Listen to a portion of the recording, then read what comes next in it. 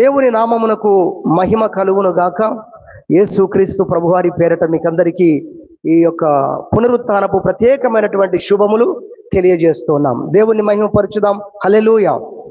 ఒక అద్భుతమైనటువంటి విషయాన్ని ఈ మధ్యాహ్న సమయంలో నేర్చుకోబోతున్నాం. కొద్ది సమయం మీరందరూ కూడా జాగ్రత్తగా ఈ సమయంలో మీరు ఉంటేనే వాక్యం వినగలరు. చాలా జాగ్రత్తగా దేవుడు ఏమి మాట్లాడుతున్నాడో మనం వినటానికి ప్రార్థన పూర్వకంగా ప్రార్థన చేస్తూ ఆయన మాటల కొరకు మనము కనిపెట్టుకుందాం.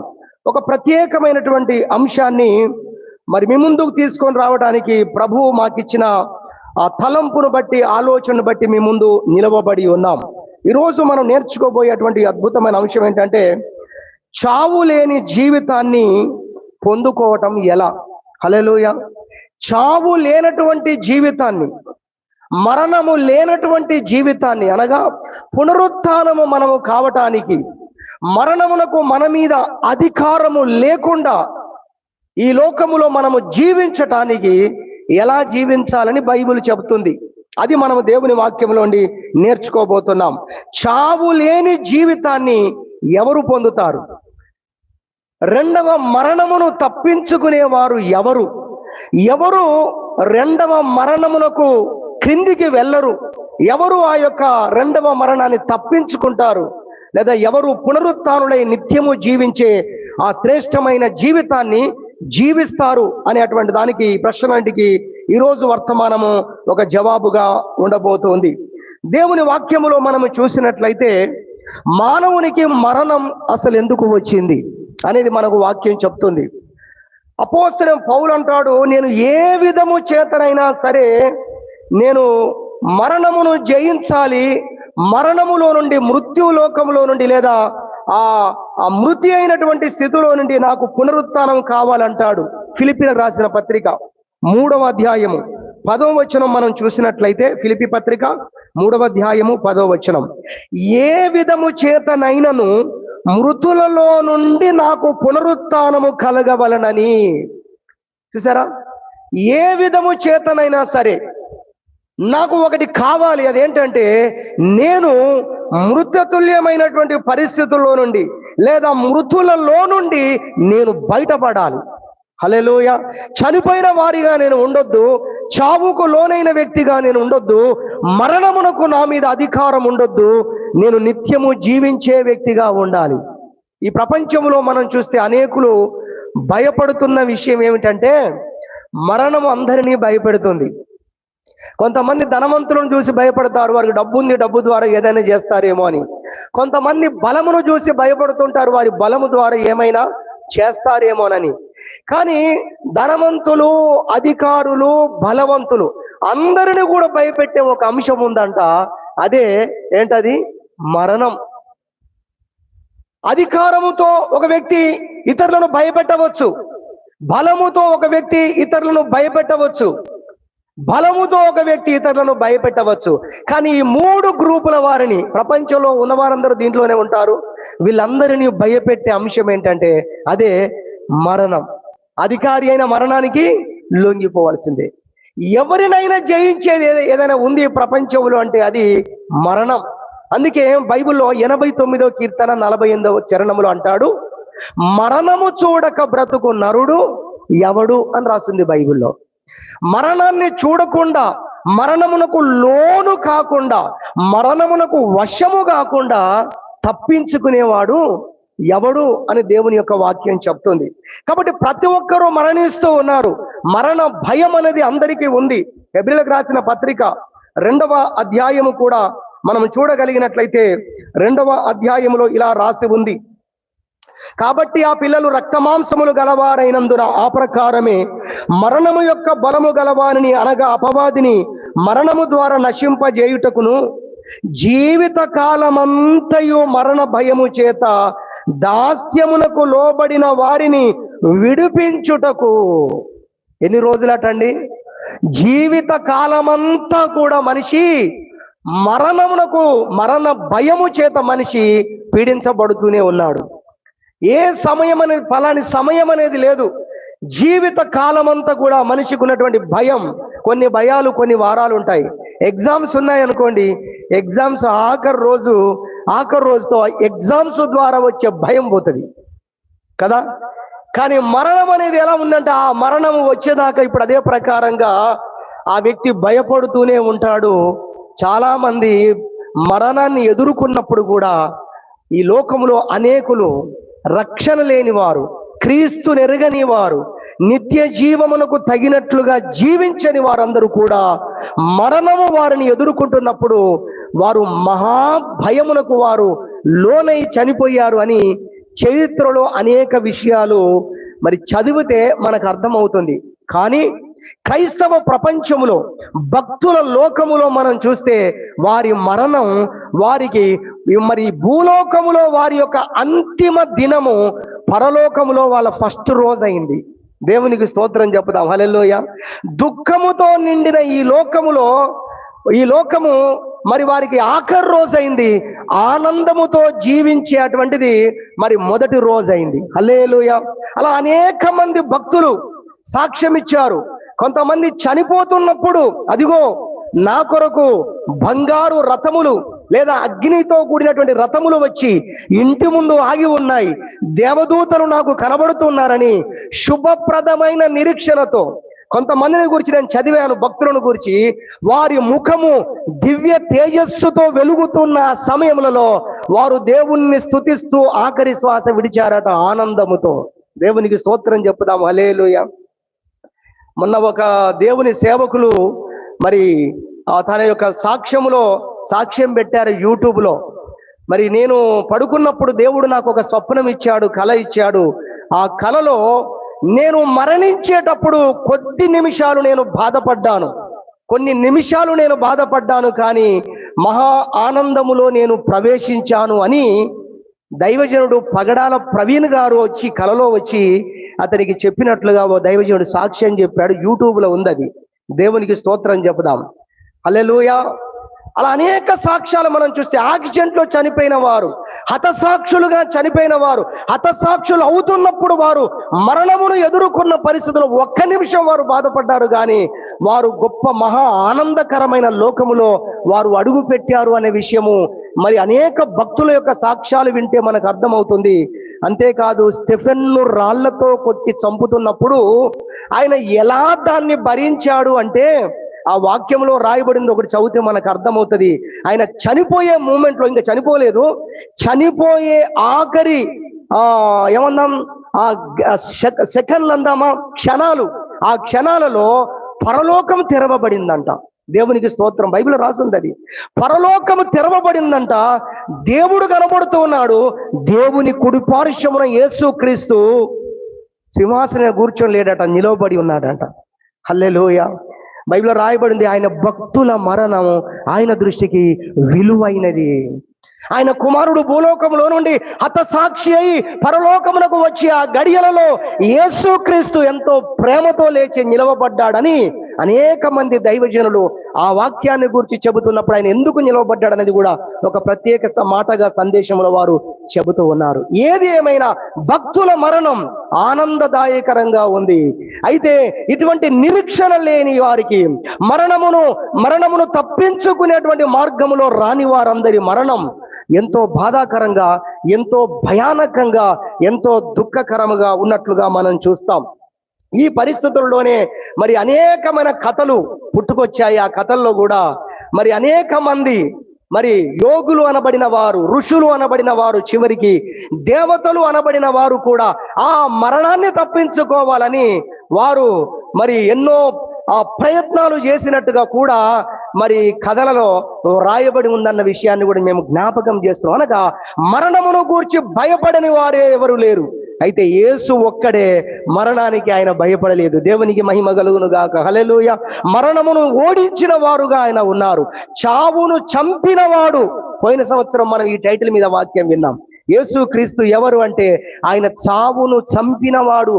మనకు ఫెయితోమ్ దాంట్లో యూట్యూబ్లోకి వెళ్తే మీకు అది దొరుకుతుంది. ఈ టైటిల్ మీద మనం వాక్యం విన్నాం. మన దేవుడు ఎంత గొప్ప దేవుడు అనే విషయాన్ని మనం ఆలోచన చేయాలి. కాబట్టి మరి చావు లేని జీవితాన్ని మనం పొందుకోవటానికి, చావును చంపిన వారంగా, మరణాన్ని తప్పించుకున్న వారంగా, రెండవ మరణము మన మీద అధికారము లేకుండా ఉండటానికి ఒక మనిషి ఏం చెయ్యాలి, దేవుడు చేసినటువంటి కార్యాన్ని ఏ విధంగా స్వతంత్రించుకోవాలనేది మరి ఈ రోజు వర్తమానంలో మనము వినబోతున్నాం. దేవుడు మన జీవితంలో చేసిన కార్యాన్ని బట్టి స్తుతించాలి ఒకటి, రెండవదిగా దాన్ని కాపాడుకోవాలి.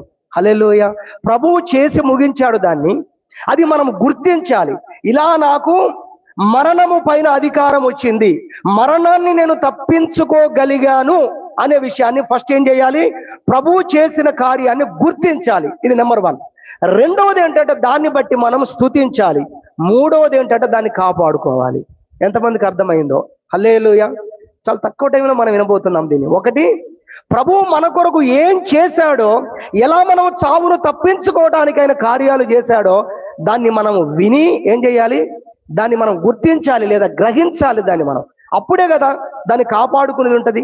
అప్పుడే కదా దాన్ని బట్టి మరి స్తుతిస్తాం. గుర్తించకుండా, గ్రహించకుండా ఎలాగూ దాన్ని బట్టి మనం కొనియాడతాం ప్రభు కార్యాన్ని బట్టి. కాబట్టి మొట్టమొదటిగా గుర్తించాలి అనేది మనము గ్రహించాలి, లేదా ఇది జ్ఞాపకం చేసుకోండి ఫస్ట్ పాయింట్గా. రెండవదిగా గుర్తించినటువంటి మనం ఏం చేయాలి, దాన్ని బట్టి దేవుణ్ణి స్తుతించాలి. దేవా, ఈ విధంగా, ఈ ప్రకారంగా మీరు నాకు విజయాన్ని ఇచ్చినందుకు, మరణము పైన అధికారం ఇచ్చినందుకు, మరణమును నాకు కూడా లేకుండా చేసినందుకు నీకు స్తోత్రం. హల్లెలూయా. ఆయన ఒక్కడే కాదు, ఆయన నమ్ముకున్న వారికి, ఆయన యందు విశ్వాసం ఉంచిన వారికి కూడా మరణం లేకుండా చేశాడు ఆయన. హల్లెలూయా. అందుకే యేసు మార్గములోకి రావాలి, యేసయ్యను ఎందుకు నమ్మాలి, యేసయ్యను ఎందుకు విశ్వాసం ఉంచాలి, ఆయన మాటకి ఎందుకు మనం విధేయత చూపాలి అంటే, ఆయనకు విధేయత చూపే వారికి, ఆయన అడుగుజాడలో నడిచే వారికి మరణము లేకుండా చేస్తున్నాడు ఆయన. హల్లెలూయా. రెండవదిగా దాన్ని బట్టి దేవుని స్తుతించాలి. మూడవది ఏంటంటే గుర్తించాము, రెండవదిగా స్తుతించాము. అయితే దాని విషయంలో కేర్ లేకపోతే ఆ స్థానాన్ని, అనుభవాన్ని పోగొట్టుకునే అవకాశం కూడా ఉంటది. అర్థమవుతుందా? దేవుడు మనకిచ్చిన దాన్ని మనం ఏం చేయాలి, కాపాడుకోవాలి దాన్ని. దీని గురించి మనం ఆరాధన వర్తమానంలో విన్నప్పుడు ఒక రోజు దేవుడు అద్భుతమైన మాట ఇచ్చాడు. ఒక మంచి వర్డ్ దేవుడు విడుదల చేశాడు. ఏంటో తెలుసా? అది మనం చాలా ప్రార్థనలు చేసి అంట, చాలా భక్తిని మనం ఏం చేస్తాం, కట్టుకుంటాం. అయితే మనలో కృతజ్ఞత అనేది లేనందుకు దాని అంతా కూల్ చేసుకుంటాం. మనం ఒక గొప్ప ప్రాకారాన్ని, గొప్ప ఇల్లును మనం కట్టుకున్నాం, దానికి ప్రాకారం మనం కట్టుకోలేదు అనుకోండి, ఏం జరుగుతుంది, ఏదైనా లోపలికి వస్తుంది, దొంగలు కూడా లోపలికి రావచ్చు. కృతజ్ఞత అనేది మన జీవితాలకు ఒక ప్రాకారము వంటిది. హల్లెలూయా. కష్టపడి సంపాదించుకున్న జీవితం అది అలానే ఉండాలంటే, పరలోకం చేరే వరకు అది భద్రంగా ఉండాలంటే మనకు ఇంకో లక్షణం కావాలి. అదేంటంటే కృతజ్ఞత కావాలి. ప్రభువా, ఇది నీ కృప, ప్రభువా, ఇది నీ దయ. లేకపోతే మనము గర్విష్ఠులమైపోయి, అతిశయించి, నిర్లక్ష్య పెట్టి దాన్ని మనం కోల్పోయే అవకాశం ఉంది. ఆ స్థితి నుండి మనం వైదొలిగే అవకాశం ఉంది. కాబట్టి 3 విషయాలు మీకు ముందుగానే జ్ఞాపకం చేస్తున్నాం. ఒకటి, గుర్తించాలి. 2, స్తుతించాలి. మూడవదిగా దాన్ని మనం కాపాడుకోవాలి. దేవుడు ఏ విధంగా చావు లేని జీవితాన్ని మనకిచ్చాడు, మరణము నుండి దేవుడు మనల్ని తప్పించాడు, రెండవ మరణము నుండి దేవుడు మనల్ని తప్పించాడు. నిజానికి మరణము గురించి ఎందుకు ప్రజలు భయపడుతున్నారన్న దాంట్లో కూడా లోపల సూక్ష్మమైన ఒక మంచి పాయింట్ ఉందండి. ఎందుకు భయపడుతున్నారో తెలుసా? మరణాన్ని గురించి ఎక్కడికి వెళతారో వారికి తెలియదు కాబట్టి, ఏమైపోతారో వారికి తెలియదు కాబట్టి, వారి అడ్రస్, వారి యొక్క గమ్యం వారికి తెలియకుండా ఉంది. అందుకే వారికి భయం అవుతుంది. ఊరికి వెళ్ళే వాడికి భయం లేదు, నేను పలానా చోటుకి వెళ్తాను. ట్రైన్లో ఉన్న వాడికి భయం లేదు, నేను పలానా చోటుకి వెళ్తున్నాను. నేను నిద్రపోతే ఆఖరి స్టేషన్లో దిగుతాను. కానీ మరణం విషయంలో ప్రజలు ఎందుకు భయపడుతున్నారంటే, మరణించిన తర్వాత నేను ఎటుపోతాన వ్యక్తులకు తెలియకయే ఉన్నది. కొంతమందికి వారు చేసిన పాపమును బట్టి వారిలో భయం ఉన్నది. ఆ పాపము నుంచి వారు బయట పడలేదు, ఆ పాపములోనే వారు కొనసాగుతూ ఉన్నారు గనక, ఆ పాపము నుండి బయట పడని పరిస్థితిలోనే ఉండి చనిపోయే పరిస్థితి దాకా వచ్చారు కాబట్టి వారికి తెలుస్తుంది నేను పాపములో ఉన్నాను. ఆయా మత గ్రంథాలు చెబుతున్న ప్రకారం, అందరూ నమ్ముతున్న ప్రకారం ఏంటి, తీర్పు ఉంది, నరకము కూడా ఉంది అనేది వారికి ఆ నమ్మకం ఉంది కాబట్టి, తెలుసు కాబట్టి వాళ్ళు ఇప్పుడు ఆ భయం ఏంటంటే నేను నరకానికి వెళ్తాను ఎందుకంటే నాలో పాపం ఉంది. ఈ రకమైన భయం కూడా ఉంది. అయితే క్రీస్తునందున్న వారికి ఈ భయం అంతటిని దేవుడు పారదోలాడు. దేవునికి మహిమ కలుగును గాక. హల్లెలూయా. ఎలా ఈ భయం పోయింది? ఏ విధంగా మన జీవితాల్లో నిత్యత్వం చేరుకుంటాం, పరలోకం చేరుతాం, దేవుని రాజ్యం వెళ్తామనే ఈ నిరీక్షణ మనకు ఎలా దొరికింది? ఇవన్నీ కూడా మనము ఈ వర్తమానంలో అవుట్లైన్స్ గా మనము ఈ సమయంలో వినబోతున్నాం. నిజానికి మనిషికి మరణం ఎందుకు వచ్చింది అనే విషయానికి మనం చూసినట్లయితే రోమాపత్రిక 6వ అధ్యాయం 23వ వచనం చెప్తుంది, పాపము వలన వచ్చు జీతము మరణం. చూడండి, ఈ మరణమైన ఆ మరణమైన, భౌతిక మరణమైన, నరకం అనే ఆ రెండవ మరణమైన దేన్ని బట్టి వచ్చిందంటే పాపాన్ని బట్టి మనిషికి వచ్చింది. అయితే ఆ పాపము ద్వారా వచ్చినటువంటి ఆ మరణాన్ని దేవుడు తీసివేయడం కోసము ఈ లోకములోకి దేవుడు రావలసి వచ్చింది. మరణాన్ని దేవుడు తీసివేయడం కోసం. అందుకే యేసుక్రీస్తునందు నిద్రిస్తున్న వారు మరి యేసును నమ్ముకున్నా చనిపోతున్నారు కంటే అది చావు కాదని దేవుడు చెప్పేశాడు. హల్లెలూయా. మనము ఇక్కడ నుండి ప్రభు యొద్దకు వెళుతున్నాము కాబట్టి అది మరణము కాదన్నాడు. అందుకే నిద్రించుచున్న వారిని గూర్చి మీకు తెలియకుండుట మాకిష్టము లేదు అని అపోస్తలుడైన పౌలు రాస్తాడు. వారు చనిపోయారని చెప్పలేదు. అదేవిధంగా మత్తయి సువార్తలో అంటాడు, అబ్రహాము, ఇస్సాకు, యాకోబులు దేవుని దృష్టికి జీవించుచున్నారు, ఆయన సజీవుల దేవుడే గాని మృతుల దేవుడు గాడు అని అక్కడ రాయించాడు మత్తయి సువార్తలో. కాబట్టి ఇక్కడ మనము భక్తులైన వారు చనిపోతున్నట్టుగా మనకు కనబడుతుంది, కానీ నిజానికి వారు దేవుని రాజ్యములో ప్రవేశిస్తున్నారు, వారు మరణించటం లేదు అన్న విషయాన్ని అక్కడ దేవుని యొక్క వాక్యములో, ఆ వాక్యాలను అన్నింటిని మనం గమనిస్తే మనకు అర్థమవుతుంది. ఏది ఏమైనా యేసుక్రీస్తు ప్రభు ఈ లోకానికి ఆయన వచ్చి మరి పాపము ద్వారా వచ్చే అటువంటి మరణాన్ని లేదా నరకాన్ని ఆయన లేకుండా చేశాడు. ఎలా లేకుండా చేశాడు అనేది దేవుని యొక్క వాక్యములో మనం చూస్తే 1 కొరింథీ పత్రిక 15వ అధ్యాయము 56వ వచనం మనం చూడగలిగినట్లయితే 1 కొరింథీ పత్రిక 15వ అధ్యాయం 56వ వచనం, 56వ వచనం చూస్తే మరణపు ముల్లు పాపము. 55 చదువుదాం. ఓ మరణమా నీ విజయం ఎక్కడా, ఓ మరణమా నీ ముల్లెక్కడా. మరణపు ముల్లు పాపము అంటాడు. మరణం అనే దాన్ని ఒక సర్పంగా మీరు ఊహించుకోండి. ఇప్పుడు మరణం అనే దాన్ని ఒక సర్పముగా మీరు ఊహించుకుంటే దాని యొక్క ముళ్ళు కోరలే పాపం అంటాడు ఇక్కడ. మరణపు ముళ్ళు పాపం. మరణం అనేది ఒక ఆకారంగా మీరు చూడండి, ఓ సర్పముగా తీసుకోండి, దానికి ముళ్ళు ఉందంట. ఆ ముళ్ళు గుచ్చుకుందనుకోండి మనిషి మరణిస్తాడు. సర్పము ద్వారా ఎందుకు మనుషులు చనిపోతున్నారనేది ఇప్పుడు మనం ఆలోచించినా దాని కూరలలో ఏముంది? విషం ఉంది. కాబట్టి సర్పాన్ని నేను మరణముతో పోలుస్తూ ఉన్నాను, దాని కూరలను పాపముతో పోలుస్తూ ఉన్నాము. అర్థమవుతుంది కదా? హల్లెలూయా. కాబట్టి పాపముకున్నటువంటి ముళ్ళు ఏదైతే ఉందో, ఆ మరణానికున్న ముళ్ళు ఏదైతే ఉందో అది పాపము. అంటే పాపము ద్వారా మనిషి మరణానికి లోనవుతున్నాడు. యేసు ప్రభు వచ్చింది చేసిన గొప్ప కార్యం ఏంటంటే, ఏ పాపము మనుషులను నరకానికి తీసుకెళ్తుందో ఆ పాపాన్ని లేకుండా చేశాడు. ఎంతమందికి అర్థమైందో? హల్లెలూయా. ఏ పాపము మనుషులను నరకానికి తీసుకెళ్తుందో ఆ పాపాన్ని దేవుడు ఏం చేశాడు? తీసేశాడు. గట్టిగా స్తోత్రం చెప్పుదామా? హల్లెలూయా. కొంచెం మీరు అలర్ట్ అవుతారు. హల్లెలూయా. ఏ పాపమైతే మనుషులను నరకానికి తీసుకెళ్తుందో ఆ పాపము లేకుండా చేయడానికే యేసు ప్రభు ఈ లోకములోకి ఆయన వచ్చాడు. అలా ఆయన మరణాన్ని లేకుండా చేశాడు. ఇప్పుడు ఎవరైతే ఆయన యొద్దకు వస్తారో వారికి వారి జీవితాల్లో ఉన్న పాపాన్ని ఆయన తొలగించి తన పరిశుద్ధతను వారికి ఇస్తాడు గనక ఇప్పుడు పాప మరణానికి వారి మీద అధికారం లేదు. పాపం ఉన్నప్పుడు అధికారం ఉంది, మరణానికి అధికారం ఉంది. కానీ పాపము లేనప్పుడు మరణం మనం టచ్ చేయలేదు. మళ్ళీ చెప్తాను వినండి. మనలో పాపం ఉన్నప్పుడు మరణానికి మన మీద అధికారం ఉంటుంది. పాపం ఎంతకాలం మన మీద ఉంటుందో, ఎన్ని రోజులు మన మీద ఉంటుందో మనము మరణానికి అర్హులమే. గడియకు మనం అర్హులమే. పాపము మనలో ఉన్నంత వరకు మనము మరణానికి అర్హులమే. పాపము మనలో ఉన్నంత వరకు మరణానికి అర్హులమే. కరెక్ట్ కదా? రైట్. అయితే ఎప్పుడైతే ఈ పాపము నుండి మనము వైదొలుగుతామో, పాపమునకు లోను కాని వ్యక్తులంగా మనం మారిపోతామో, ఈ బ్యాచ్లో నుండి, ఈ గ్రూపులో నుండి, ఈ సమూహంలో నుండి మనము పరిశుద్ధుల గుంపులోకి వెళ్ళిపోతామో, ఆటోమేటిక్ గా మరణానికి మన పైన అధికారం లేదు.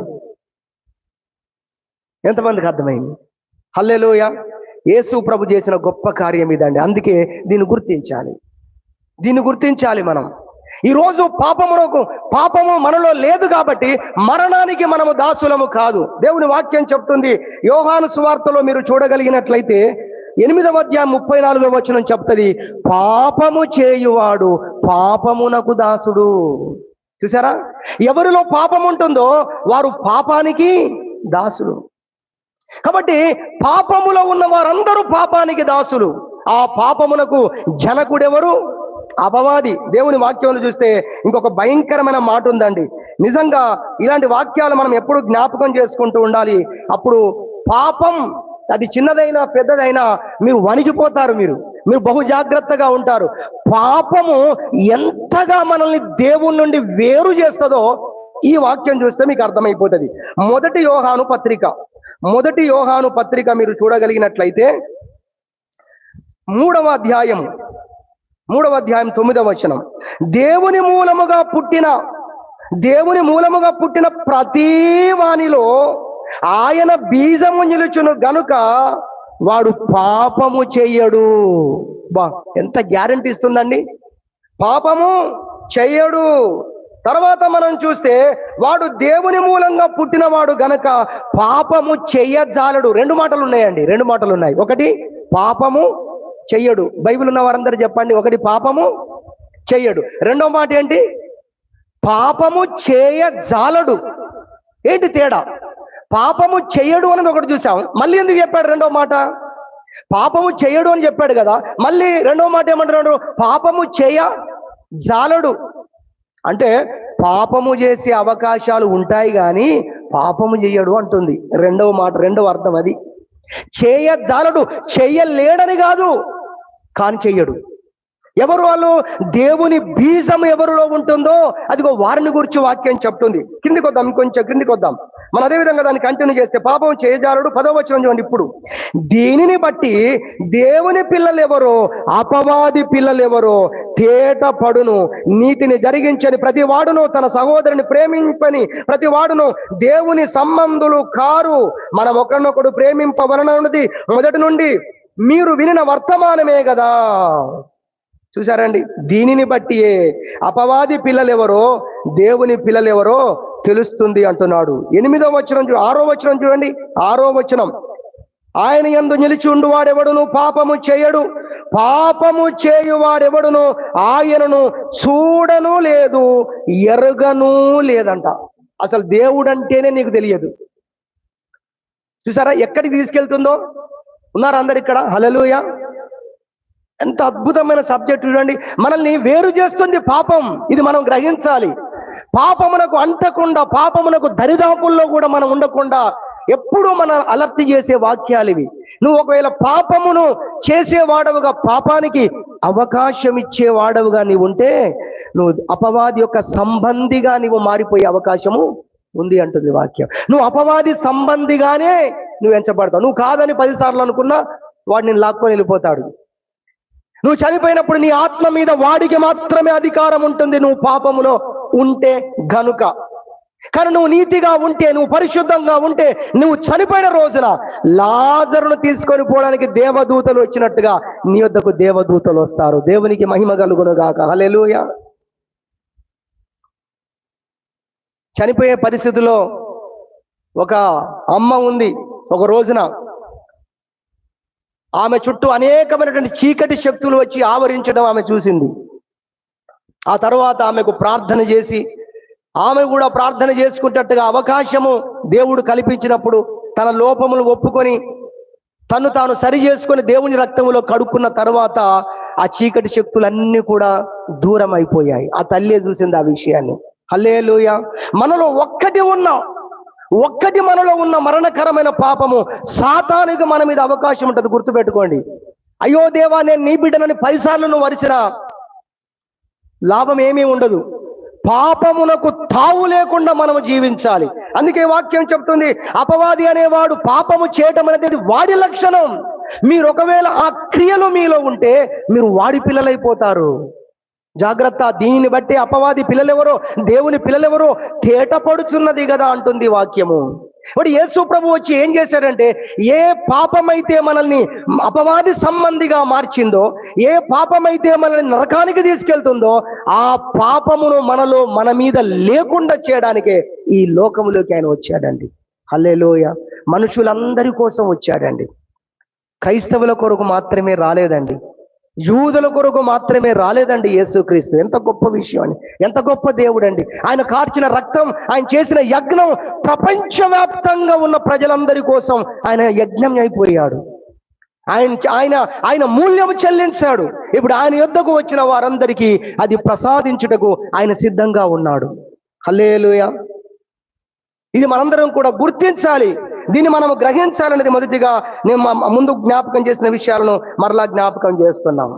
పాపమును తొలగించడం కోసము దేవుడు ఏం చేశాడు అనేది ఒకవేళ మనం ఆలోచిస్తే చాలా పెద్ద కార్యం చేశాడు దేవుడు. ఏం చేశాడో తెలుసా?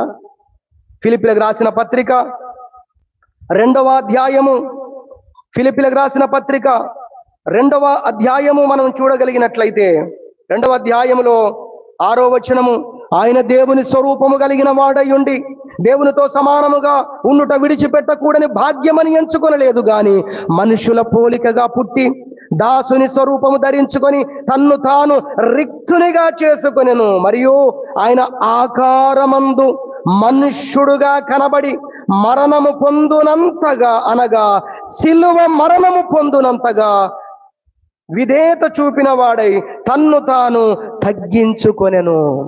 మనందరి మీద ఉన్న పాపాన్ని తొలగించడం కోసము, లోక పాపములను తొలగించడం కోసము,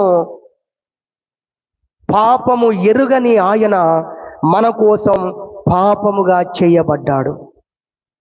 ఇది మనం గుర్తించాలి. అప్పుడే మనం స్తుతిస్తాం, అప్పుడే దాన్ని కాపాడుకునేది కూడా మనకు వస్తుంది. ఏదైనా మనం ఒక వస్తువును, విలువైన వస్తువు, లక్షల రూపాయలు ఖరీదు చేసే దాని గురించి మనం అది ఇలా వాడితే, ఇలా మీరు ప్రయోగిస్తే, ఇలా మీరు మెయింటైన్ చేస్తే మొత్తం కుప్పగూలిపోతుంది, నాశనం అయిపోతుంది, పాడైపోతుంది అన్నారు కూడా. ఒక డివైస్ గురించి ఎంత జాగ్రత్త వహిస్తారో దాని గురించి. దేవుడు మనకిచ్చిన స్థానాన్ని గురించి మనం ఎప్పుడైనా ఆలోచించామా? ఎంత గొప్ప స్థానాన్ని దేవుడు మనకిచ్చాడు, దానికి ఆయన చెల్లించిన మూల్యం ఎంత గొప్పది. బైబిల్లో రాయబడి ఉంది, ఎవడును విమోచించలేడు, ఏ విధము చేతను కూడా విమోచించలేడంట. ఎవడు విమోచించలేడు, దానికో మార్గము కూడా లేదంట. ఈ ప్రపంచంలో మనిషిని పాపములోండి బయటికి తీసుకొని వచ్చే మార్గం, అది ఒకే ఒక మార్గం ఉంది, అదే యేసు మార్గం. అందుకే ప్రభు అన్నాడు, నేనే మార్గమును అన్నాడు. దేవునికి స్తోత్రం చెప్పుదాం. హల్లెలూయా. ఆయన ఈ లోకానికి వచ్చి ఆయన ఏం చేశాడంటే, పాపము లేని ఆయన మనందరి కోసము పాపముగా చేయబడ్డాడు. ఈ మాట నిజంగా నా హృదయాన్ని ఎన్నోసార్లు కదిలించిందండి. 2వ కొరింథీ పత్రిక 5వ అధ్యాయము, 2వ కొరింథీ పత్రిక 5వ అధ్యాయం 21వ వచనం, ఎందుకనగా మనము ఆయన యందు, అనగా ఆయన అనగా క్రీస్తు అండి, యేసుక్రీస్తు నందు, యేసుక్రీస్తు ద్వారా దేవుని నీతి అగునట్లు పాపమెరుగని ఆయన మన కోసం పాపముగా చేసెను. తండ్రి అయిన దేవుడు యేసుక్రీస్తును ఏం చేశాడటంటే, మనము పరిశుద్ధులము కావటం కోసం, మనము నీతిమంతులము కావటం కోసము పాపమెరుగని ఆయనను ఏం చేశాడట? పాపముగా చేసేసాడట. యేసుక్రీస్తును చూసినప్పుడు యేసుక్రీస్తు కాదు కనబడేది తండ్రి అయిన దేవునికి, లోక పాపములన్నీ కనబడుతున్నాయి. యోహాను భక్తుడు ముందుగానే ప్రవచించి చెప్పాడు. యేసు ప్రభు బాప్తిస్వం పొందడానికి వచ్చిన రోజున చూసి అంటాడు, లోక పాపములు మోసుకొని పోవటానికి వచ్చినా అదిగో దేవుని గొర్రె పిల్ల, ఎవరో కాదిగో ఈయన వస్తున్నాడు చూడండి అని అక్కడున్న వారందరికీ చూపించాడండి. ఆ పాపాలన్నీ మోసుకొని పోవడానికి వచ్చిన అవతార పురుషుడు ఈయన అని బాప్తిసమిచ్చు యోహాను యేసుక్రీస్తును చూపించాడు అన్న విషయాన్ని జ్ఞాపకం చేస్తున్నాము. యెషయా 53లో రాయబడింది, మనందరి దోషము ఆయన మీద మోపబడెను. అందుకే పాపమంటే తెలియని ఆయన పాపముగా చేయబడ్డాడు. అందుకే యేసుక్రీస్తు అంటాడు, నా దేవా నా దేవా నన్నెందుకు చేయి విడిచితివి. ఓ ఎన్నడు చేయి విడవనటువంటి తండ్రి అయిన దేవుడు ఆయన అంటాడు, ఆయన నన్ను ఎప్పుడూ చేయి విడవలేదు. బతుకున్నప్పుడు యేసు ప్రభు చెప్పాడు ఈ మాట. ఆయన నన్ను ఒంటరిగా విడిచిపెట్టలేదు. దానికి ఒక మాట కూడా చెప్పాడు, నేను ఎల్లప్పుడూ ఆయనకి ఇష్టమైన కార్యాలు చేస్తాను కాబట్టి నన్ను ఎప్పుడు కూడా ఒంటరిగా విడిచిపెట్టలేదు అన్న యేసు ప్రభు శిలువ మీద ఏమంటున్నాడు తెలుసా, నా తండ్రి లేదా నా దేవా నన్నెందుకు చేయి విడిచిపెట్టావు. లోక పాపములన్నీ ఎప్పుడైతే యేసు ప్రభు మీద మోపబడ్డాయో తండ్రి యొక్క చేతి యేసు ప్రభు యొక్క చేయి నుండి విడిపోయింది అన్న విషయాన్ని మనకు ఎన్ని త్యాగాలు చేస్తే మనం పరిశుద్ధపరచబడ్డాం. లోకానికి పరిశుద్ధతనాన్ని సిద్ధపరిచాడు దేవుడు. ఆయన వద్దకు వస్తున్న వారందరినీ పరిశుద్ధపరచడానికి గొప్ప త్యాగం చేశాడు. పాపం ఎరుగని ఆయన పాపిగా చేయబడ్డాడు, శాపమయ్యాడు మన కోసం అని కూడా బైబిల్లో రాయబడి ఉంది. అదేవిధంగా చూస్తే మరొక మాట, చావు లేని ఆయన చనిపోయే శరీరములోకి వచ్చాడండి. దేవుడు మరణించడం ఏంటండి కదా, దేవుడు మరణించడం ఏంటి? దేవుడు కుమారుడుగా వచ్చి శరీరాన్ని ధరించుకొని మరణించాడు. ఆయన దేవుడుగా ఉంటే మరణించలేడు, మరణించగలిగిన శరీరమును దాల్చాడండి దేవుడు. యేసు ప్రభు చావు లేని ఆయన చనిపోగలిగిన శరీరంలోకి దిగి వచ్చాడండి. ఒక్కసారి ఆలోచించండి మీరు. చావే లేని దేవుడు ఎందుకోసం చనిపోయాడు? నిన్ను బ్రతికించడం కోసం చనిపోయాడు ఆయన. దేవునికి మహిమ కలుగునగా. ఇది నువ్వు గుర్తించాలి. నెంబర్ 1, ఇది నువ్వు గుర్తించి గ్రహించి దీన్ని బట్టి నువ్వు దేవుణ్ణి స్తుతించాలి. మూడోది ఏంటి? దాన్ని నువ్వు కాపాడుకోవాలి. నా పరిశుద్ధతకు కారణమైన ఆ త్యాగాన్ని బట్టి నేను స్తుతించాలి. ఆ ఇచ్చిన పరిశుద్ధతను నేను కాపాడుకోవాలి. అది నేను దేవునికి ఇవ్వగలిగిన గొప్ప కానుక. అది నేను దేవునికి ఇవ్వగలిగిన గొప్ప కృతజ్ఞత, స్తుతి, ఆరాధన. ఆయన మనల్ని కోరుతున్నాడు. మనము ఏ త్యాగము చేశాడో ఆ త్యాగానికి ఏ ఫలము రావాలని కోరుకున్నాడో ఆ ఫలము ఆయన దగ్గరకు వస్తే ఆయన త్యాగం వృధా కాలేదు. హల్లెలూయా. నేను అంటున్నా, దేవుని త్యాగాన్ని వృధా చేసేటువంటి పరిస్థితిలో ఉన్నామా లేదా ఆయన చేసిన త్యాగం బలియాగానికి ఎంతో అర్థం ఇచ్చే విధంగా మన బ్రతుకులు, మన జీవితాలను మనం కొనసాగిస్తున్నామా, మనల్ని మనం పరిశీలన చేసుకోవాలని దేవుని పేరట జ్ఞాపకం చేస్తున్నాం. కాబట్టి పాపము వలన మనిషికి మరి మరణం వచ్చింది. ఈ మరణమైన రెండవ మరణమైన అనే విషయాన్ని మనం చూస్తున్నాం. అయితే ప్రభువు ఈ లోకానికి వచ్చి ఆయన బలియాగం అవుట ద్వారా మరణాన్ని ఆయన లేకుండా చేశాడు, పాపమును లేకుండా చేశాడు అన్న విషయాన్ని మనము గ్రహించాలి. 4 విషయాలు నేను జ్ఞాపకం చేసి ముగిస్తాను. 4 విషయాలు. పాపము మనిషి జీవితంలో ఎలా వచ్చింది, ఎలా వస్తుంది, ఎప్పుడు మనిషి పాపంలో పడిపోతాడు, ఒక 4 విషయాలు మనం జ్ఞాపకం చేసుకోవాలి. ఆదాము అలానే పడిపోయాడు, మిగతా వారందరూ కూడా అలానే పడిపోయారు. ఈ 4 చాలా ప్రాముఖ్యమైన విషయాలు. ఈ 4ంటికి మనం దూరం ఉండకపోతే మనము మరలా పాపములో పడి మరణానికి వశమైన వారుగా ఉంటాం, నరకానికి లోనైన వారుగానే ఉంటాం. ఒకప్పుడు అలా ఉన్నాం మనము. దేవుడు మనల్ని విడిపించాడు. దేవునికి మహిమ కలుగును గాక. హల్లెలూయా. ఇప్పుడు మనం అది గుర్తించాలి, దాన్ని బట్టి స్తుతించాలి, దాన్ని మనం కాపాడుకోవాలి. 4 విషయాలు ఏంటి అంటే, మొట్టమొదటి విషయం జ్ఞాపకం చేసుకుందాం.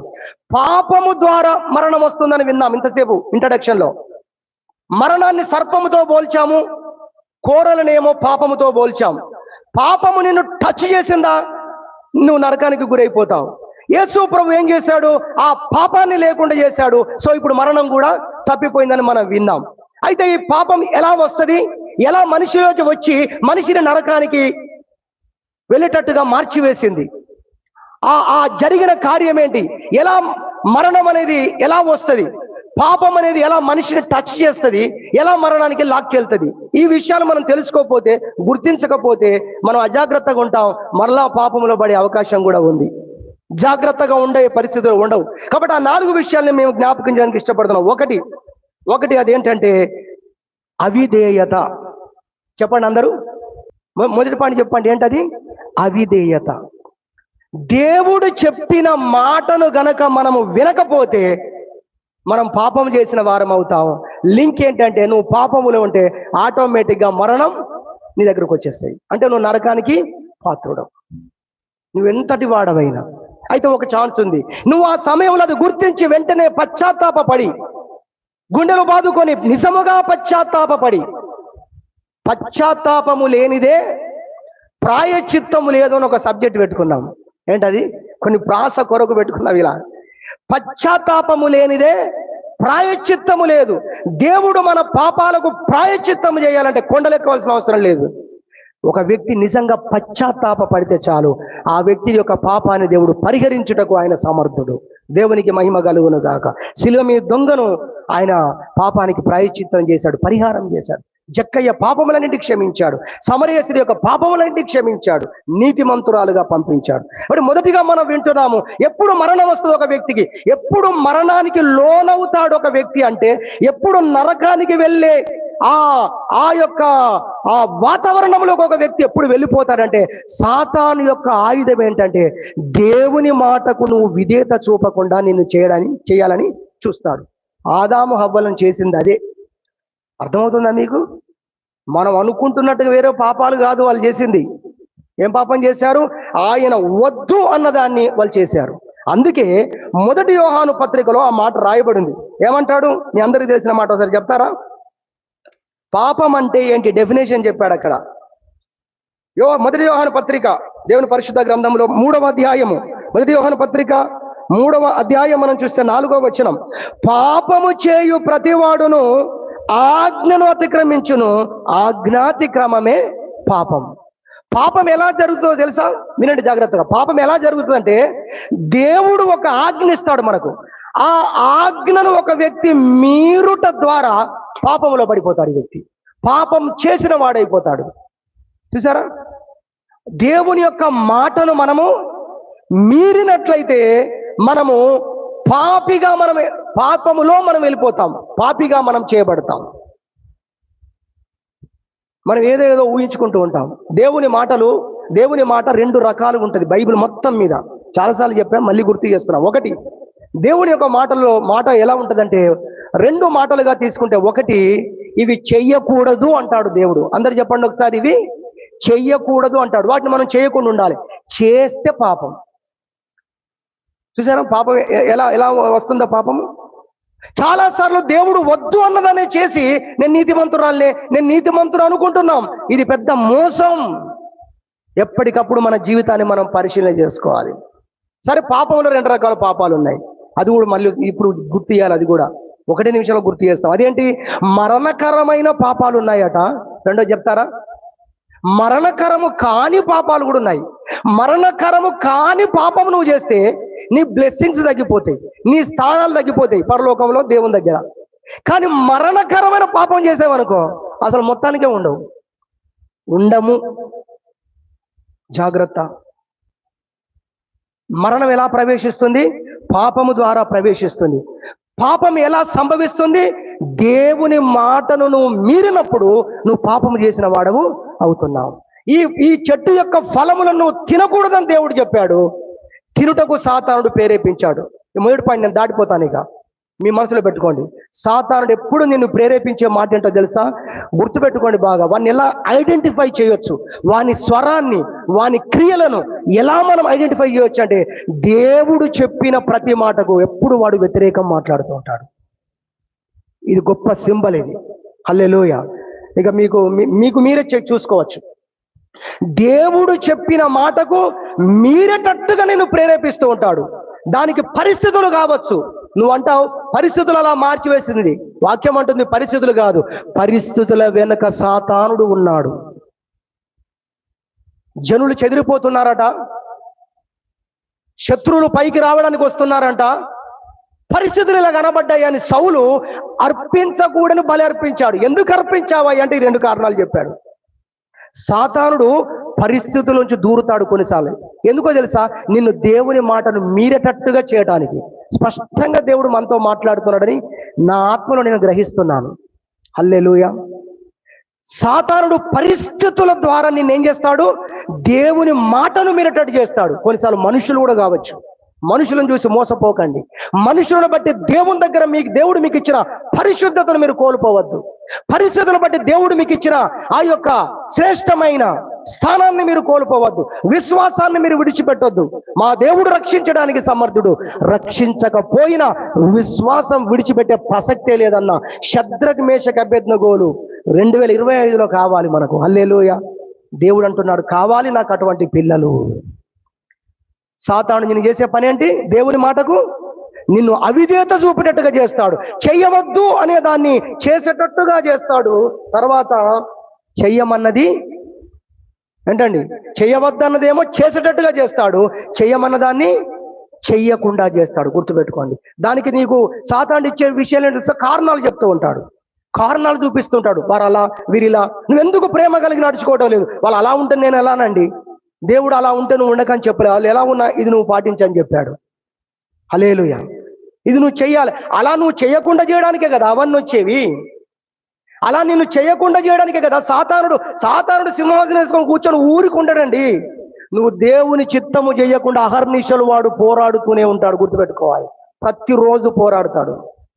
ఎక్కడ నువ్వు దేవుడు చేయమన్నది చేయకుండా ఉండాలని పోరాడతాడు, చేయమన్నది చేయకుండా ఉండాలని, వద్దు అన్నది చేసేటట్టుగా చేయాలని అనుక్షణము పోరాడుతూనే ఉన్నాడు వాడు. మనం జాగ్రత్తగా మనల్ని మనం పరిశీలన చేసుకొని పాపము అంటకుండా మనం జీవించాలి. మనల్ని పరిశుద్ధులుగా చేశాడు దేవుడు. తన రక్తముతో మనల్ని కడిగాడు ప్రభు. తన పరిశుద్ధతను మనకిచ్చాడు. హల్లెలూయా. ఆయన త్యాగాన్ని బట్టి పరిశుద్ధత వచ్చింది. ఇప్పుడు మనం కలిగి ఉన్న పరిశుద్ధత యేసుక్రీస్తు ఇచ్చినటువంటి పరిశుద్ధత అండి. ఆయన అంత గొప్ప పరిశుద్ధతను మనకిచ్చాడు. మళ్ళీ మనం పోగొట్టుకునే ఛాన్స్ ఉంది. ఎప్పుడు? అవిధేయత మనము చూపితే గనక. సో అవిధేయత అనేది, ఆజ్ఞాతిక్రమం అనేది మన దరిదాపుల్లోకి రాకుండా, ప్రాణం పోయే పరిస్థితి వచ్చినా దేవుని చిత్తమే నేను చేస్తాననేది నీకు ఇప్పుడే నిర్ణయించుకుంటే తప్ప సిచ్యువేషన్ వచ్చినప్పుడు నువ్వు నిలబడలేవు. అప్పుడు చూసుకుందాంలే అంటారు చాలా మంది. ఉట్టిదే అదంతా. ఏంటట? అప్పుడు చూసుకుందాంలే. కొంచెంలో నమ్మకంగా ఉండని వాడు అక్కడెక్కడ ఉంటాడు అన్నాడు దేవుడు. గొప్ప వాటిలో ఎక్కడ ఉంటాడు అన్నాడు దేవుడే చెప్పాడండి ఆ మాట. అడుగడుగున నేను దేవుని సంబంధిని, నాలో ఉన్న పాపము తొలగించుకోవడం కోసం నేను వెంటనే దేవుని వాక్యానికి లోబడతాను అని చూపించుకోవాలి. జక్కయ్య చూపించుకున్నాడు. ఎవరెవరికి అన్యాయం చేశాడో వాళ్ళకు 4 గంటలు తిరిగి రిటర్న్ గా ఇచ్చేశాడు. హల్లెలూయా. నీతి కార్యాలు చేయడం కొరకైనా నీతి కార్యాలు కూడా చేశాడు ఆయన. దేవుని సంబంధిగా తను తాను నిరూపించుకున్నాడు. నీవు దేవుని సంబంధిగా ఎలా నిరూపించుకోవాలి? నువ్వు దేవుని మాటకు విధేయత చూపేవాడుగా నిన్ను నువ్వు నిరూపించుకోవాలి. నేను దేవుని సంబంధిని. హల్లెలూయా. పాపము చేయువాడు అపవాది సంబంధి. పాపం అంటే ఏంటి? ఆజ్ఞాతిక్రమమే పాపం. మొదటి విషయం అయిపోయింది. రెండో విషయానికి మనం వచ్చినట్టయితే, రెండో విషయం సమయం అయిపోయింది కాబట్టి నేను రెండు మాటలతో ముగిస్తాను వీటిని. రెండవది ఏంటంటే, పాపం అంటే ఏంటో దేవుని యొక్క వాక్యం చెప్తుంది. మొదటి యోహాను పత్రిక 5వ అధ్యాయం 17వ వచనం. మొదటి యోహాను పత్రిక 5వ అధ్యాయం 17వ వచనం. అక్కడ ఏముందో తెలుసా? సకల దుర్నీతియు పాపము అని రాసింది. పాపమే మరణాన్ని తీసుకొని వస్తుంది అనేది మనం వింటున్నాం. పాపం అంటకుండా ఉంటే మరణాన్ని మనం తప్పించుకుంటాం. దేవుడు మనకు పరిశుద్ధతనిచ్చాడు, నిత్య జీవానికి వారసులుగా చేశాడు. ఇప్పుడు ఆ పరిశుద్ధతను మనం కాపాడుకుంటూ ఉండాలి.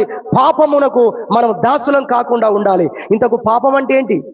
పాపానికి దాసులం కావద్దు, పాపమునకు దరి చేరనివ్వద్దు, పాపానికి దూరంగా ఉండాలి. ప్రభు పరిశుద్ధ పరిచాడు. ఇన్ని వింటున్నాం కదా. ఇంతకు పాపం అంటే ఏంటో మనకు తెలియాలి. ఆజ్ఞాతిక్రమమే పాపం, మొదటిగా విన్నాం. రెండవది సకల దుర్నీతి పాపం. రెండో విషయం అనగా మనలో నీతి లేని క్రియలు మనలో రాకుండా చూసుకోవాలి మనం. దేవునికి మహిమ కలుగును గాక. హల్లెలూయా. దుర్నీతి అనేది మన జీవితంలోకి ఎక్కడ కూడా అది మనలోకి వ్యాపించకుండా మనల్ని మనము జాగ్రత్తగా దేవుని వాక్యాన్ని బట్టి, పరిశుద్ధుల సహవాసాన్ని బట్టి మనల్ని మనము పవిత్రపరుచుకోవాలి అనే విషయాన్ని దేవుని వాక్యం ద్వారా మీకు జ్ఞాపకం చేస్తూ ఉన్నాము. బిలామును గురించి మనం చూస్తాము. బిలాము దుర్నీతి వలన కలుగు బహుమానమును ప్రేమించెను అని రాస్తుందండి. ఎట్లంట? దుర్నీతి వలన వచ్చే బహుమానం. చూసారా? అక్రమముగా, అన్యాయముగా, నీతి లేకుండా, న్యాయ మార్గము లేకుండా వస్తాయి అవకాశాలు మనకు. కనిపెట్టాలి మనం. ఇది సాతాను యొద్ద నుండి వచ్చిందా? ఇది దేవుని యొద్ద నుండి వస్తున్నదా? కనిపెట్టాలి. ఒకరోజు అబ్రహాం కనిపెట్టాడండి. ఉట్టికనే కొట్టి పడేశాడండి అబ్రహాం. ఏమన్నాడు? దేవుడు నన్ను దీవిస్తానని చెప్పాడు, ప్రభు నన్ను ఆశీర్వదిస్తానని చెప్పాడు. ఇదిగో సొదొమ రాజు, గొమొర్రా రాజులారా, మీ యొక్క నూలు పోగు కూడా నాకు అవసరం లేదు. హల్లెలూయా. నీతిని తన జీవితంలో చూపించాడండి. దేవుడు కాకుండా వేరుగా వచ్చే దేన్ని కూడా, సిరి సంపదలను కాలదన్నాడు. నీతిని, దేవుని చిత్తాన్ని చేయడమే నీతి అనుకున్నాడు అబ్రహాము. అందుకే అబ్రహాము దేవుణ్ణి నమ్మెను, అది అతనికి నీతిగా ఎంచబడెను. నీతిమంతుడుగా ఎంచబడ్డాడు అబ్రహాం. కారణం, నీతిమంతమైన మార్గంలో అతడు వెళ్ళాడు అని దేవుని యొక్క పరిశుద్ధ గ్రంథం చూస్తే మనకు అర్థమవుతుంది. సామెతల గ్రంథం 10వ అధ్యాయం 2వ వచనం చెప్తుంది, నీతి మరణము నుండి మిమ్మల్ని రక్షిస్తుంది. మరణకాలంలో నువ్వు భయపడాల్సిన అవసరం లేదు. ఇప్పుడు చచ్చిపోయిన పరలోకి వెళ్తానంటావు. ఎప్పుడు వెళ్తావు? నువ్వు బాగా వారం రోజులు పరిశుద్ధంగా ఉన్నావు అనుకో, చాలా నిష్టగా, చాలా అద్భుతమైన పరిశుద్ధతలు ఉన్నావు. అప్పుడు ఏమనిపిస్తుంది తెలుసా? నేను చెప్పగలను, అందరికీ అనిపించే మాట, ఇప్పుడు చచ్చిపోయినా నేను పరలోకం పోతారు. అబ్బా ఇంత డేర్, అబ్బా ఇంత ధైర్యం ఎక్కడి నుంచి వచ్చింది? నీతి. దేవునికి మహిమ కలుగుగాక. రాజమార్గాలు దేవుడు ఇచ్చాడండి. దుష్టుని ఎవడు తరమకుండానే పారిపోవును. అలా మనం ఉండాలని దేవుడు కోరుకోవటం లేదు. నా బిడ్డలారా, మీరు పరిశుద్ధులుగా ఉండాలి. నీతిమంతులు సింహం వలె ధైర్యంగా ఉంటారు. నా పిల్లలారా, మీరు సింహంలాగా ఉండాలి. ఆయన యూదా గోత్రపు సింహము. పాపము లేని వారంగా మనం ఉన్నప్పుడు ధైర్యంగా మనం ఉంటాం. హల్లెలూయా. యేసు ప్రభు అందరి ముందు నిలబడి ఏం చెప్పాడు? నాలో పాపమున్నదని మీలో స్థాపించగలిగిన వాడు ఎవరున్నారు? నేను అంటాను. అంతే చెప్పలేదు యేసు ప్రభు, మరణానికి కూడా సవాలు విసిరాడు. మరణమా, ఛాలెంజ్, నన్ను నువ్వు పట్టుకోగలవా? చూద్దాం. తెలుసా మీకు ఇది లోపల ఉన్న మాట? యేసు ప్రభు మరణం ఆయనను టచ్ చేయలేకపోయింది. మరణము ఆయనను బంధించి ఉంచుట అసాధ్యం. అపోస్తల కార్యంలో ఉంది మాట, మరణము ఆయనను బంధించి ఉంచుట అసాధ్యం, వీలు పడదు. ఎందుకు? ఆయనలో పాపం లేదు. ఆయన చనిపోయింది దేని కొరకు? ఆయన చనిపోయింది మనుషులందరి పాపములను పరిహరించడం కొరకు చనిపోయాడు. ఆయన పాపం ఉండి చనిపోవడం కాదు. ఆయన ఆత్మను సాతానుడు పట్టుకోలేకపోయాడు. నీ పరిశుద్ధుని కుళ్ళు పట్టనివ్వవు అనగా ఆయన నశించడు అని దావీదు ముందే చెప్పాడు. కారణం ఆయన నీతి గలవాడు. నాలో పాపమున్నదని మీలో స్థాపించగల వారు ఎవరైనా ఉన్నారా? కాబట్టి రెండోదిగా మనం వింటున్నాము, నీతి కలిగిన వారంగా మనం ఉండాలి. నీతి కార్యాలు చేసే వారంగా మనం ఉండాలి. మరి 11వ అధ్యాయం 8వ వచనం చెప్తుంది సామెతలు, నీతిని విత్తేవాడు అదిగో శాశ్వత లోకములో శాశ్వతమైన బహుమానం పొందబోతున్నాడు. అతని గ్యారెంటీ ఇస్తుంది బైబిల్. నువ్వు శాశ్వత బహుమానం పొందుతావు. ఎవరు? నీతిని జరిగించేవాడు. ఇందాక చదువుకున్న 1 యోహాను పత్రికలో, నీతిని జరిగించే ప్రతివాడు దేవుని సంబంధి, పాపము చేయువాడు అపవాది సంబంధి. కాబట్టి మనము దుర్నీతి క్రియలకు మనము దూరంగా ఉండి నీతిని చేసే వారంగా మనం ఉండాలి అనే విషయాన్ని దేవుని యొక్క వాక్యం ద్వారా జ్ఞాపకం చేస్తున్నాం. ఆమోసు గ్రంథం ఒక్కటి చెప్తాను, 5వ అధ్యాయం 21వ వచనం అంటాడు, మీ పాటలు కాదు నేను కోరుకునేది, మీ పండుగలను కాదు నేను కోరుకునేది, మీ పాటల్లో, మీ పండుగల్లో, మీ బ్రతుకులో, మీ జీవితంలో నీళ్లు పారినట్లుగా న్యాయము పారనివ్వండి అన్నాడండి. ఎంత గొప్ప దేవుడు అండి. హల్లెలూయా. నీతి కనబడాలి మనలో. నోవాహుతో అన్నాడు, నోవాహు ఈ తరము వారిలో నీతిమంతులుగా కనబడ్డావయ్యా, నేను నిన్ను కాపాడుతానన్నాడు దేవుడు. హల్లెలూయా. యోసేపు జీవితంలో మనం చూస్తాము, నీతిమంతుడుగా జీవించాడు ఆయన. సో రెండో విషయంగా మనం చూస్తున్నాము, నీతిమంతులంగా మనము జీవించాలి. జీవించినప్పుడు పాపమునకు, మరణానికి నీ మీద అధికారం లేదు. హల్లెలూయా. నిన్ను సాతాను పట్టుకోలేడు, నిన్ను నరకం పట్టుకోలేదు. పరలోకానికి మాత్రమే నువ్వు వారసుడవు. దేవదూతలు నీవు మరణిస్తే ఒకవేళ ముందే దేవదూతల చేత నువ్వు కొనుక్కోబడతావు లాజరు వలె. లేదా ప్రభు వచ్చే వరకు ప్రభు కృపను బట్టి మనము ఉంటే మనము ఆయనతో పాటు మేఘాల మీద కొనుక్కోబడతాము. మనం అద్భుతమైన శరీరాలను, అక్షయ శరీరాలను ధరించిన వారైన విషయాన్ని జ్ఞాపకం చేస్తున్నాం. మూడవదిగా మనం చూసినట్లయితే పాపము మరణాన్ని తీసుకొని వస్తుందని మనం వింటున్నాం.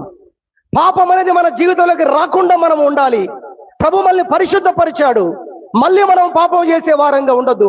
మరి ఉండొద్దు అంటే అసలు పాపం అంటే ఏంటో మనకు తెలియాలి. ఎందుకంటే ఆ పాపంతో లింక్ ఏంటంటే నరకం వచ్చేస్తుంది, దాన్ని ఫాలో అవుతుంది. ఎక్కడ పాపం ఉంటే అక్కడ నరకం వచ్చేస్తుంది ఆ వ్యక్తి దగ్గరికి, ఆ ఇంటి దగ్గరికి. సో పాపం లేకుండా ఉండాలంటే పాపం అంటే ఏంటో తెలియాలి. అందుకే మనం వింటున్నాం. 2 విషయాలు విన్నాం. మూడవది ఏంటో తెలుసా?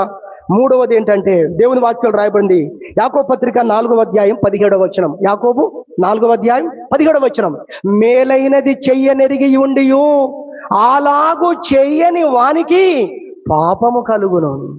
మేలు నీకు తెలుసు అంటే మంచి నీకు తెలుసు, మేలు అనగా క్షేమము నీకు తెలుసు. సాటి వ్యక్తికి ఏది మంచో, ఏది క్షేమాభివృద్ధో నీకు తెలుసు, కానీ వాళ్ళు చేయట్లేదు. దాని అదేంటి తెలుసా? ప్రేమ లేదు. అందుకే 1 యోహాను పత్రిక దగ్గరికి మనం వచ్చినట్లయితే 1 యోహాను పత్రికలో ఆ మాట రాస్తాడు. దేవుని పరిశుద్ధ గ్రంథములో మనం చూసినట్లయితే 3వ అధ్యాయము, 1 యోహాను పత్రిక 3వ అధ్యాయం మనం చూసినట్లయితే దేవుని వాక్యంలో చూడండి 14 వచనం, మనము సహోదరులను ప్రేమించుచున్నాము గనుక రీజన్ చెప్తున్నాడండి. గనుక మరణములో నుండి జీవములోనికి దాటి ఉన్నాము. ప్రేమ కలిగిన వారు, అది గ్యారంటీ ఇస్తుంది వాక్యం. దేవుడు గ్యారంటీ ఇస్తున్నాడు, ప్రేమ కలిగి ఉన్న వారికి గ్యారంటీ ఇస్తున్నాడు. కానీ ప్రేమ లేకపోతే చూడండి 3:14 వచనం, మనము సహోదరులను ప్రేమించుచున్నాము గనక మరణములో నుండి జీవములోనికి దాటి ఉన్నామని ఎరుగుదుము. ప్రేమ లేనివాడు, చదువుతారా, ప్రేమ లేనివాడు మరణమందు నిలిచి ఉన్నాడు. ఎక్కడున్నాడు? మరణమందు నిలిచి ఉన్నాడు. ఇంకా అక్కడే, స్టిల్ అక్కడే ఉన్నాడు. మరి దేన్ని బట్టి మరణాన్ని తప్పించుకోగలుగుతున్నాడు ఒక వ్యక్తి? తప్పించుకున్న వారందరూ ఎలా తప్పించుకున్నారంటే దేవుని యొక్క ప్రేమను కలిగి ఉండడం ద్వారా. హల్లెలూయా. ఆ ప్రేమ కలిగి ఉండమని చెప్పింది కూడా దేవుడే. నీ పూర్ణ హృదయముతో, నీ పూర్ణ ఆత్మతో, నీ పూర్ణ బలముతో నీ దేవుడైన యెహోవాను ప్రేమించాలి. నెంబర్ 1. నెంబర్ 2, నిన్ను వల్ల నీ పొరుగువాన్ని ప్రేమించాలి. సిలువలో ఈ 2 కనబడతాయట. ఒకటి దేవునికి మనకు, అది నిలువు కొయ్య. ఒకటి పక్కకుంటది ఇట్లా అడ్డం. ఈ నిలువు ఏంటంటే దేవుని ప్రేమించే వారంగా ఉండాలి. ఈ అడ్డకొయ్య ఏంటంటే సాటి వ్యక్తిని ప్రేమించే వారంగా ఉండాలి. బైబిల్ మొత్తం చెప్పే 2 విషయాలు. నీవు దేవుణ్ణి ప్రేమించాలి, నిన్ను వల్ల నీ పొరుగు వారిని ఇది దేవుని ఆజ్ఞనే. మరి దేవుని ఆజ్ఞను మీరితే మళ్ళీ పాపం అనేది ఫస్ట్ పాయింట్లోనే మనం విన్నాం. కాబట్టి 3వదిగా ఇప్పుడు వింటుంది ఏంటంటే దేవుని ప్రేమను మనం కలిగి ఉండకపోతే ఎక్కడుంటాం? ఎక్కడున్నట్టు వాక్యం చెప్తుంది, నువ్వు ఇంకా మరణమందే నిలిచి ఉన్నావు. భాషలను బట్టి నువ్వు భ్రమపడొద్దు, అద్భుతాలు చేసేదాన్ని బట్టి భ్రమపడొద్దు. అవన్నీ గ్యారంటీ కావు. అవన్నీ ఒకవేళ దేవుని ప్రేమను కలిగిన వ్యక్తి చేయొచ్చు, దాన్ని తక్కువ చేయట్లేదు మనం. కానీ దేవుని ప్రేమ లేకుండా అవన్నీ ఉంటే మాత్రం నువ్వు పరలోకం వెళ్ళలేవు. కానీ అవి లేకపోయినా ఈ ప్రేమ ఒకటి ఉంటే నువ్వు పరలోకం పోతావు. దేవుని మహిమ కలుగును గాక. హల్లెలూయా. సో ఇప్పుడు మనం 3వది ఏమంటున్నాం? దేవుని ప్రేమను కలిగి ఉండే వ్యక్తులంగా మనం ఉండడానికి ప్రయాసపడాలి. అక్కడే రాస్తుంది 1 కొరింథీ పత్రిక 14వ అధ్యాయం 1వ వచనం, ప్రేమ కలిగి ఉండుటకు ప్రయాసపడు. అక్కడ ఏముంది? ఫుట్నోట్లో, వెంటాడుడి. ఇప్పుడు సాతానుడు ఏం చేస్తాడు? అక్కడికి వెళ్ళాలి మళ్ళీ, మేము ఊహిస్తున్నాను, సమయం అయిపోయింది, 1:30 అయింది. సాతానుడు ఏం చేస్తాడు? నీవు ప్రేమ కలిగి ఉండకుండా నీ హృదయాన్ని కఠినపరుస్తూ ఉంటాడు. దానికి పరిస్థితులు కావచ్చు, దానికి మనుషులు కావచ్చు, అనారోగ్యం కావచ్చు, ఎన్నో ఉంటాయి. మెట్టుకుని జరగాల్సింది ఏంటి? నువ్వు దేవుని ప్రేమ నీలో నుండి పోవాలి. అందుకే బైబిల్ అంటాడు, మీరు విసుకకయు, మీరు అలసిపోకయు, మీరు గందరగోళం కాకుండా ఉండాలంటే యేసు వైపు చూడండి అంటాడు. హెబ్రీ పత్రిక 12వ అధ్యాయము మనము చూసినట్లయితే ఒక గొప్ప సూత్రం చెప్పాడంటే, ఇది మీ మనసులో పెట్టుకోండి. మీరు ప్రేమ కలిగి ఉండడం కొరకు ఇది మనసులో పెట్టుకోండి. 12వ అధ్యాయం 2వ వచనం, 3వ వచనం, మీరు అలసట పడకయు, అలసిపోకుండా ఎంతకన్నా మనం ప్రేమించాలి, ఎంత ఇంకా తగ్గించుకోవాలి, ఎంత అని అంటారు కదా. ఇగో చూడండి, మీరు అలసట పడకయు, మీ ప్రాణములు విసుకకయు, ప్రాణాలటండి, ప్రాణములు విసుకకయు ఉండునట్లు పాపాత్ములు తనకు వ్యతిరేకముగా చేసిన తిరస్కారం అంతయు ఓర్చుకొనినా. అదిగో ఆయనను తలంచుకుంటూ ఉండండి, మీరు మంచిగా ప్రేమలో ముందు కొనసాగుతారు. దేవునికి మహిమ కలుగును గాక. హల్లెలూయా. 3వ విషయం అండి, సాతానుడు ప్రేమ లేకుండా చేస్తాడు. తద్వారా నీవు పాపములో పడేటట్టుగా, పాపిగానే ఉండేటట్టుగా చేస్తాడు. మేలైనది చేయనెరిగి ఉండియో చేయకపోతే పాపము కలుగును అన్న దాంట్లో నుండి ప్రేమను మనం తీసుకున్నాం 3వ పాయింట్గా. ప్రేమ మనలో లేకపోతే దేవుని ఆజ్ఞ, దేవుని ప్రేమించాలనేది వాక్యం చెప్తుంది. అదేవిధంగా నిన్ను వల్ల నీ పొరుగు వారిని ప్రేమించమని చెప్తుంది. వాళ్ళు బాగుంటే మనం ప్రేమించడం కాదు, నీ శత్రువును ప్రేమించు అని వాక్యం మనకు చెప్పింది. 3వ విషయం ఇది. 4వదిగా ఒక్క మాటతో ముగిస్తాను. 4వది అంటే తెలుసా? 4వది మనం చూసినట్లయితే దేవుణ్ణి నమ్మే వారంగా మనం ఉండటం. దేవునికి స్తోత్రం చెప్పుదాం. హల్లెలూయా. అనగా దేవుని యందు విశ్వాసం ఉంచేవారుగా మనం ఉండాలి. దేవుణ్ణి నమ్మిన వారంగా మనల్ని మనము రుజువుపరచుకోవాలని ప్రభు యొక్క వాక్యము ద్వారా జ్ఞాపకం చేస్తున్నాం. ఈజీగా అందరికి వచ్చిన వాక్యం అంటే తెలుసా? మార్క్స్ వార్త 16వ అధ్యాయం 16వ వచనం. 16 ఏముంది? నమ్మిన వాడు రక్షింపబడును. నవ్వుతున్నారు కొంతమంది, అయ్యో 16 అందరికి తెలిసి ఉండాలి ఇది. నమ్మిన వాడు రక్షింపబడును, నమ్మని వానికి శిక్ష విధింపబడును. ఒక సహోదరుడు అడుగుతున్నాడు రోజు యూట్యూబ్ లో, ఏమయ్యా మీ దేవుడు నమ్మకపోతే శిక్షిస్తాడా? నమ్మితే రక్షణ పొందుతారట, రక్షిస్తాడట, నమ్మకపోతే శిక్షిస్తాడట. ఎంతవరకు న్యాయం అండి అన్నాడు. అవును నిజమే, ఎంతవరకు న్యాయం? దీని అర్థం ఏంటి అని ఆలోచిస్తే అప్పుడు దేవుడు చెప్పాడు, నమ్మగలిగిన విషయాలు నేను ఇస్తున్నాను బిడ్డ, అయినా నమ్మట్లేదు వాళ్ళు. మన కోపం రాదా అన్నాడు దేవుడు. స్తోత్రం చెబుదాం హల్లెలూయా. ఆయన తప్ప వేరొక దేవుడు లేడని, ఆయన చేసిన త్యాగము ద్వారానే మనుషులందరి పాపములకు విమోచన ఉంది, పరలోకం ఉందని స్పష్టముగా అన్ని కోణాల్లో, అన్ని మార్గాల్లో, అనేక గ్రంథాల్లో నుండి, చరిత్రలో నుండి, భౌగోళికంగా, ఆర్కలాజికల్ గా, శాస్త్రీయముగా, గ్రంథాల యొక్క రుజువులతో ఇంత నిరూపించబడుతూ ఉంటే కూడా నేను నమ్మను అంటే మరి ఎటుపోతావు? నువ్వు కావాలని నమ్మట్లేదు. నమ్మగలిగినన్ని ఆధారాలు ఉండగా కూడా ఒక వ్యక్తి ఎందుకు నమ్మట్లేదు తెలుసా? కావాలని నమ్మట్లేదు. అందుకే పెద్దలు అన్నారు, నిద్రపోయేవాడిని లేపొచ్చు అంట, కానీ నిద్రపోతున్నట్టు ఉండేవారు కావాలని నేను నిద్రపోతున్నాను లేచినాక చెప్పాలి కాబట్టి నాకు నువ్వు పిలిచింది తెలియలేదు అని చెప్పాలి కాబట్టి ఇంకొంచెం ఎక్కువసేపు చేస్తాడండి. అసలు నిద్రేపోలేదు, ఎక్కువసేపు ఎందుకు? అసలు అర్థమవుతుందా మీకు? కాబట్టి మనం నాలుగోదిగా వింటున్నాం ఏంటది? విశ్వాసము. దేవుణ్ణి నమ్మినటువంటి వారంగా మనం ఉండాలి. ఈ విశ్వాసమే యోహాను సువార్తలో చెప్తాడు, ఇదిగో నా యందు విశ్వాసం ఉంచువాడు చనిపోడు అని చెప్పాడు. చనిపోయినను నా యందు విశ్వాసం ఉంచువాడు మరలా బ్రతుకుతాడు. హల్లెలూయా. వాడిని నేను లేపుతానని ప్రభువు చెప్పాడు. దాని అర్థం అది. చనిపోడు అంటే అది, మనకి చావు లేదు. నా యందు విశ్వాసం ఉంచేవాడు చనిపోయినా కూడా బ్రతుకుతాడు. నేను లేపుతాను, పునరుత్థానమును జీవమును నేనే అని యేసు ప్రభు చెప్పినటువంటి మాట గుర్తు చేస్తున్నాం. నేను ముగిస్తున్నాను. ఒక్క వాక్యం, యోహాను సువార్త 5వ అధ్యాయం 24వ వచనంలో ఏముందో తెలుసా? దేవుని యందు విశ్వాసం ఉంచుట ద్వారా మనము నిత్య జీవమునకు వారసులం అవుతున్నామని రాసింది అక్కడ. దేవుని యందు విశ్వాసం ఉంచుట ద్వారా నిత్య జీవానికి మనము వారసులం అవుతున్నాం. విశ్వాసం అనేదే మన జీవితం మొత్తము, మన ఆత్మీయ జీవితానికి కరెంట్ సప్లై అండి అది. అసలు యేసు ప్రభు దేవుడని మనం నమ్మాలంటే కూడా విశ్వాసం కావాలి. ఆయన కుమారులం కావాలంటే విశ్వాసం కావాలి. పరిశుద్ధాత్మను పొందాలంటే విశ్వాసం కావాలి. ఆయనకు విధేయత చూపాలంటే నోవా గురించి చెప్తాడు, విధేయత కావాలి. మీరు ఏ టాపిక్ తీసుకోండి, విశ్వాసం అనేది ఒక లైఫ్ లైన్, అది ఒక ప్రాణం. అది పోతే అసలు విశ్వాసే లేడు. ఒక వ్యక్తిని విశ్వాసం ఎందుకంటామో తెలుసా? విశ్వాసం ఉంది కాబట్టి. విశ్వాసమే లేకపోతే విశ్వాసి ఏడు అసలు? స్తోత్రం చెప్దాం హల్లెలూయా. విశ్వాసి అనగా దేవుణ్ణి నమ్మేవాడు. నేను దేవుణ్ణి నమ్మేవాడు. నీ గుర్తు ఏంటో తెలుసా? నీ బ్యాడ్జ్ ఏంటో తెలుసా? కనబడే చైన్ ఏంటో తెలుసా? నీ ఆభరణం ఏంటో తెలుసా? నేను దేవుణ్ణి నమ్మేవాడిని.